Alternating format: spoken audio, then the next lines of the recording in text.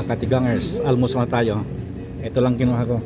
Hindi ako kumuha ng oatmeal o cereal kasi medyo tagilid na tayo sa oras. Ayan, ilang minuto na lang magsusep na tayo. Ito yung kape ko, sarap. Yung ilagyan ko ng konting gato.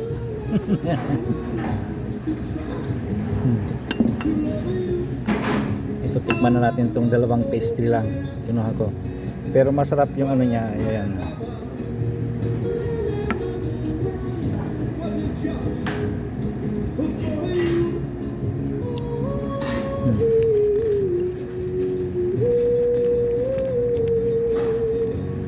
Okay na.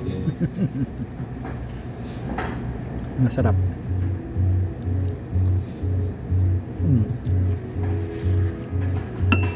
Okay mga katigang, bye bye. Tuloy ang lamon.